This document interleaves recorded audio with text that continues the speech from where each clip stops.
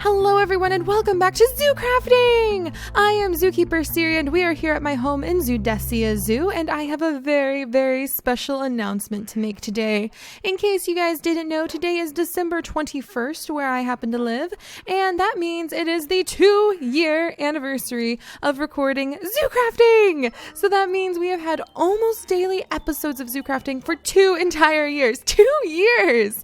Like if Zoo Crafting was a baby, it would know how to like walk around and how to start babbling words by now. Holy moly, 2 years, you guys. Some of you have like transferred from middle school to high school. Some of you have graduated high school. Some of you are halfway through college since the time that you've been watching Zoo Crafting with us. And it's just amazing. And we've gone on hundreds and hundreds of adventures. We have discovered so many animals. We've explored so many nooks and crannies in our world. We have talked so much trivia about so many things in the natural world, and we still have so far to go. I think that is really what makes me kind of just feel like my knees are going to give out and I'm just going to sit down in shock and be like, whoa, is the fact that we've been doing this for 2 years, almost every single day. I've really worked hard. The days we have missed have been few and far between, usually due to sickness or like the time when I was living out of my car, which is now happily a very distant memory. Darling, oh, I have to go give him a kiss.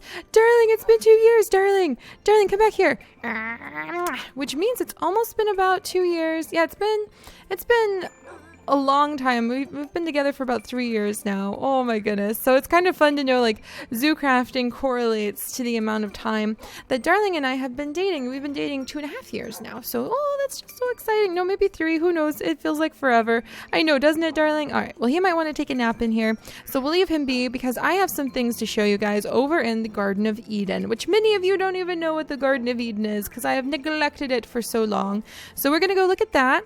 Oh, and then Tate, that means you are officially 2 years old today. Isn't that so exciting? I love that. And Iris, we're going to take you back. Tate, stop smacking Iris in the face with your tail, you silly goose bucket. We're going to take Iris back down to the doggy run because I want to get Lily because it is also Lily's 2nd birthday. Ooh, the candy canes. Oh, delicious candy canes. Oh, there's Darling again. He's reading. That's adorable. All right, let's come out. Oop. Why is nothing being harvested? Aki? Aki, how did you get on the other side? Aki, how did you even manage this? You silly little maple spirit alien thing. All right, come here, my dear. We're going to move you. All right, let's put Aki back where she belongs, like over there. And is she going to go off and start harvesting again? Aki, go on. Go on. Are you cold? Do you need some hot chocolate?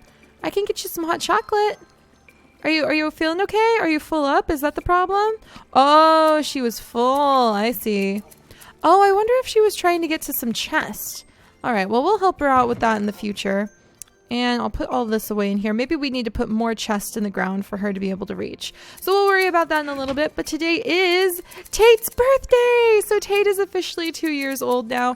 And that means that Lily, who he cloned himself from, is officially 2 years old now. So let's come on in.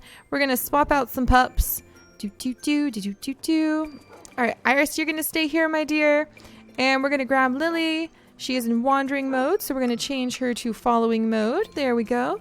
Lily, happy birthday. Hug. Hug. We need to do a special side quest for Lily and Tate. What do you guys think we should do for their birthday? I feel like we should do something really special for their birthday. Maybe we can set up Lily's little like cafe and we can get Tate's little fishing pier built. So maybe those are the things we'll do for their birthday. And then we'll have cake and it'll be really awesome. And we can make some puppy cake and it should be delicious. Oh, that'd be so fun. Oh, you know what I would love to do? Maybe we should make even more dog toys and we should see if we can expand the, oh, Lily's going to go check out her grandbabies. Oh, that's so cute. But maybe we should see if we can build onto, stay here, Iris, the 2-paw doggy bakery and add more dog toys because that would be really adorable.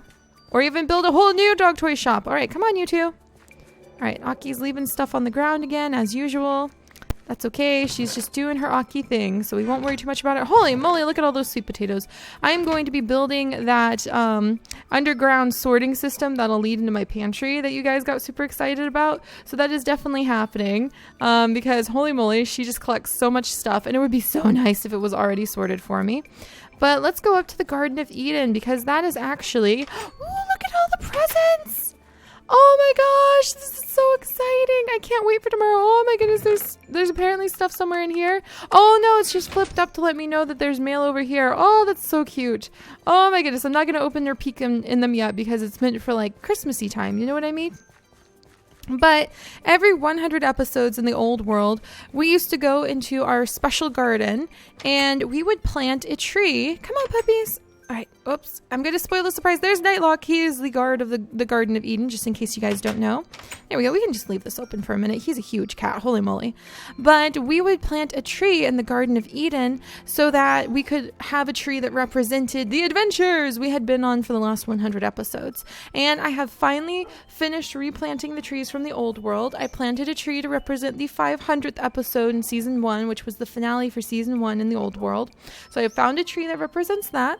And I have 2 new trees that represent the 100 and 200 episode adventures that we have done in this world. So we're going to look at those in our brand new, slightly refurbished, foliated, is that a word for plants? I don't think it's a word for plants, Lily. I think it's a word for cleaning your face. So our freshly planted Garden of Eden. And this is it right here. So this is the Garden of Eden. And this is really fun because this is where we can come back and kind of have one of those memory gardens. So there's going to be memory gardens all over the place. I feel like the donator trees are kind of like a memory garden. You know, the ones that we're starting to replant and the new ones that we're starting to plant all over the zoo. I feel like the Nympsia garden, which we are going to go visit in just a minute because it's been 2 years of zoo crafting, is another amazing memory garden. And then this is a fantastic memory garden because everything is just so individual to be able to remind you of different things. So let's come on in and I will introduce you guys to the trees of the Garden of Eden. Over here we have the very first tree, which is the apple tree of origins for the first 100 episodes of zoo crafting. And it is the apple tree of origins because we spawned in a apple orchard. And I didn't realize how rare that was at the time because it was the first time I had really played Minecraft. And we had just apples absolutely everywhere. So that's what absolutely. Oh my gosh, that was terrible. Absolutely everywhere. Oh, I can't even say it right because it's too much of a forced pun.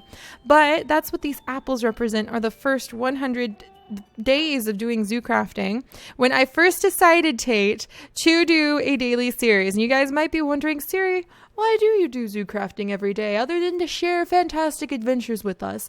And it was so much fun. I had so much fun playing Minecraft and building up the beginning of our zoo and learning how to collect everything and finding all the plants and the animals that I decided, hey, why don't I see how long, it was like a personal challenge to myself, why don't I see how long I can do this as a daily series? And the next thing you know, we're here 2 years later. So that's awesome. I just love that. I love it. I love it. I love it. But yeah, that's what this tree represents. First, learning how to mine, learning how to fight monsters, learning how to build things, learning how to collect things. I think the reptile house was one of the very first like big projects we worked on in the first 100 episodes. And then Tate and Lily, of course, were both kind of born. Their days where they first showed up were in episode 1 because Tate showed up as a clone of Lily and it was just kind of like hilarious and confusing. And the cloning curse or blessing or whatever you want to call it, the curse blessing, it's like both, began at that point. So yeah, happy birthday, Lily. Happy birthday, Tate. We'll have to do like a special late birthday party for you guys. Yeah? Your birthdays are so close to Christmas. And then back here is another one of the scavenger hunt chest. And we're not going to peek in this because apparently, Tate, the scavenger hunt chest from Alex's scavenger hunt for Christmas are located over everyone's bases. So all the chests we've been finding are not the only chests that will be like for us. Some of these, this could be for Win, it could be for Ben, it could be for Pavo, it could be for many, many other people who are not included in the scavenger hunt, like, or who like they're included, I meant in this isn't their land, but it's for them. So I'm not going to peek. We're going to wait till we go to Santa's Grotto tomorrow and we are going to do our hunt. So that's going to be awesome. But let's continue looking at the trees because I'm getting sidetracked because as usual, there's so much to do and we have so many amazing things going on here in our world. It's easy to get caught up in the other stories and events. This is the Spice Tree of Friendship representing the episode 200 collection when we met Calf and Caffers and we first began playing with friends and it was so much fun. And Calf gave me a nutmeg sapling as a present and Caffers gave me a cafferdale as a present. And so this is the nutmeg sapling, which I named the Spice Tree of Friendship, representing 200 episodes of zoo crafting. And then over here, is actually 300 episodes of Zoo Crafting, Prehistoric Discoveries. And this is when we started messing with dinosaurs, if you guys remember that, when we started building up our dodo exhibit, which I miss so much. We had our beautiful fern grotto. You remember the fern grotto? Oh, I'm starting to really want to rebuild those things now that we're looking into doing the dinosaur side series. So there's that, and oh my gosh, that was so much fun. I think that's also when we discovered like the Lost World, and we discovered so many of like the dinosaurs that just started roaming around. So that was really, really fun back in the 300s. And then 400s is over here, the Magic of Adventure tree for the 400s, because that's when we really started exploring all over the place. We went really far because we had sunflower to fly on, so we could fly for vast distances and discover all sorts of new lands and new adventures. We were going in Twilight Forest more often, so we started gathering up the rainbow trees, and that was so exciting. The day we found the rainbow trees was an hour long, like Saturday special. I remember that, and I was so discouraged because I had been flying in Twilight Forest all over the place for nearly an hour. I was exhausted. I was tired. I was starting to get cranky. I was discouraged because we hadn't found the tree. And then what happens in the very last minutes? We found one of the beautiful forests with these rainbow trees, and we're able to take some home. So that was amazing. So that was episode 400. And then this is the brand new Experience of a Season episode 500 tree. And I really couldn't think of any other tree that would be more appropriate to try to represent what 500 episodes, an entire season, over a year plus of doing zoo crafting did for me. And it gave me so much experience. It gave me such a different life. If you guys want to hear me cry about it and tell you about like how it's changed my family's lives and how it has made it so that I can actually like have a roof over my head, like seriously, zoo crafting and the entire community, Tate, of what we have in our Seri pixel biology community, our pixel biology community, is how I put a roof over my head and food in my tummy and take care of my parents and make sure they have the medicine they need. And if you want to hear me talk about that a lot and kind of cry about it a little bit because I was so touched and moved, then I put a vlog out last night. So if you guys want to know more about those things, there's a vlog that you can see. I don't want to cry again, so I'm just going to like look at this and the shiny beauty of it and think about for 500 days. So think about that, you guys.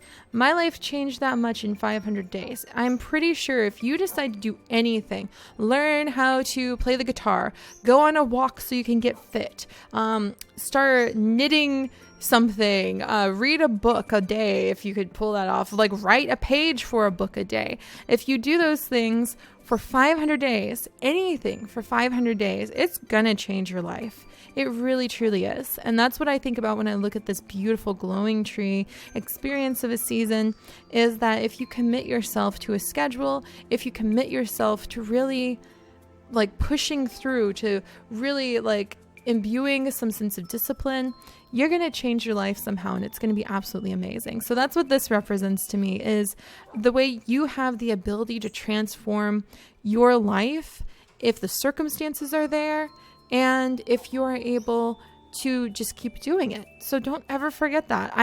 That's why I want to see this tree. That's why we plant these memory gardens.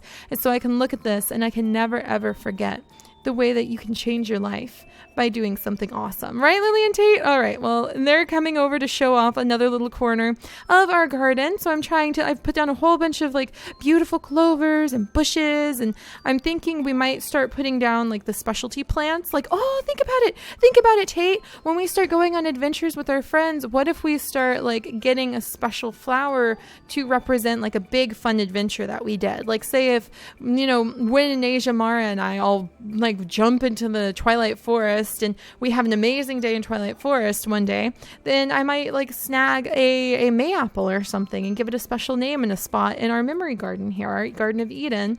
And that would be so cool. I need to put the Caffredil and the cactus and the time shot roses back in here. It's just so fun to see how my life and my life experiences can be represented here in our world. But enough babble, let's continue moving on. So that was episode 500 from the first season. And for the trees, I'm just continuing to number them up as we continue on with the episodes. So episode 600 is actually over here. Dun dun dun! Hiding in Autumn Leaves, episode 600. And I realized after I grew the tree that maybe we didn't deal from episode 0 of season 1 to episode 100 of season 1 with the maple trees. That was probably more likely from the 100 to 200s. But we did put the red wolves, which this tree reminds me of the red wolves and their beautiful coat, in during the first 100 episodes of season 2. So I think it's fitting, and I put up some adorable little bird trees or bird houses. There we go. They're bird somethings. I put these bird houses up because they remind me of that really fun time where we did the little light role play series where Darling was helping me put up the bird feeders and things like that. And I loved that. And I love the stories we have in our world. We're not just about building up the exhibits, even though that alone and educating people about the natural world is totally enough to be awesome. But we're also about characters and stories and exploring the world, expanding different villages, being able to shop and interact with different villagers. It's amazing. And here we go. I'm going to feed my hungry puppies. Tate! There's my hungry boy. There's my hungry boy. There you go, Tate. But I love it. I love it so much. And I love these pretty leaves. And I love our little maple shack. That's kind of what the hiding in autumn leaves is meant to be. The red wolves are hiding in autumn leaves. The turkeys are, the woodpeckers, the finches, the little mice, the syrup shack. It's just, I love that. Really, we did a lot of work in the temperate forest area in season 1. And so that's kind of what this represents. And then we have, season 2, I mean, the first 100 episodes. And then in the next 200 episodes, we did so much work with birds. We really worked so hard with birds. So I actually rebuilt one of the Gouldian finch trees over here in the garden. And we have the birds in the bush 700 episodes tree. So this is the 700 episodes tree to represent the birds in the bush. I really love it. This is so pretty over here. Oh my goodness. Look at my little Garden of Eden. Is this not just the most lovely thing ever? Oh, I love it. I love it. I love it. I love it. There, lots of pictures. Lots of pictures for the memories.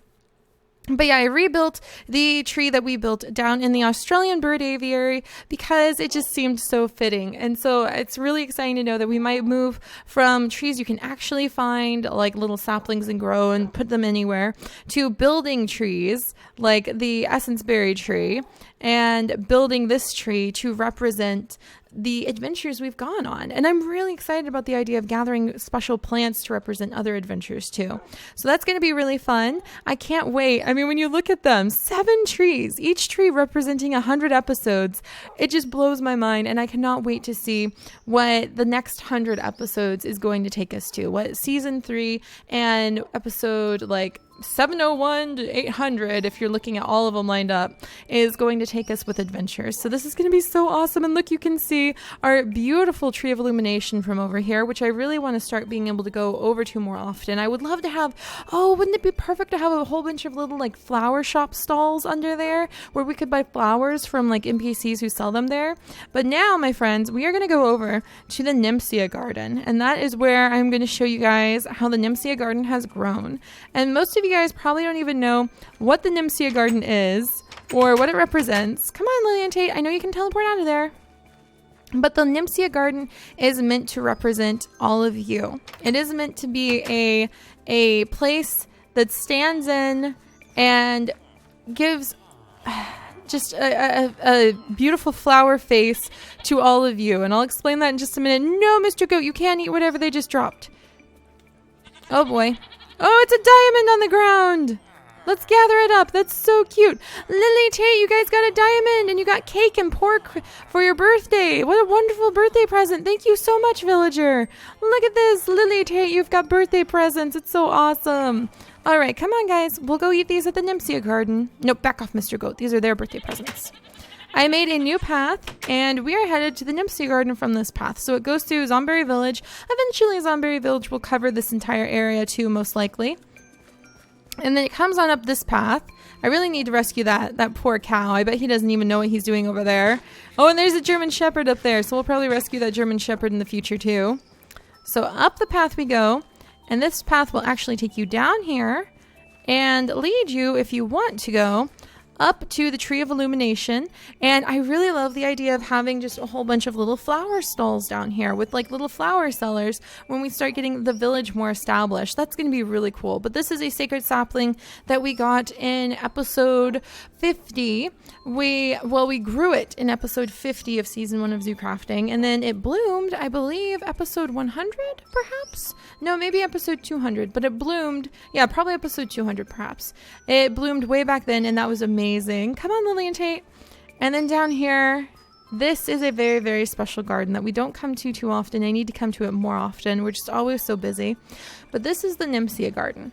And in this Nymphaea garden, each and every one of these flowers, each flower represents 100 of the people who are in our pixel biology community. So we're up to almost 37,000 people, 37,000 amazing people to be able to share our adventures with, to be able to share our curiosity, our passion for the natural world, our hopes and dreams for the world that we all share together with 37,000 people. That is mind-boggling. And that's why this garden is here. I never, ever want to forget that that's 37,000 individual people, sometimes families who watch together. People who all have their own hopes and dreams, their fears, their struggles, their triumphs, their own favorite animal and favorite color, and everything that makes them special and unique. And all of that comes together to create a community that has changed my life. And I knew it. I knew I was going to tear up again, Lily. It's your birthday, and it's like 2 years of Zoo Crafting in episode 200, and it's just Christmas almost. It's so much emotionally all at once. But here you guys are. There are 370 plants here. And I chose the Nymphaea because I like to tell you guys, they look like they could have 100 little tiny flower petals or 100 tiny little flower buds on them. So you can pick whichever color Nymphaea you really like, and you can tell yourself, I am this Nymphaea right there, this little corner piece right there. That is my flower bud.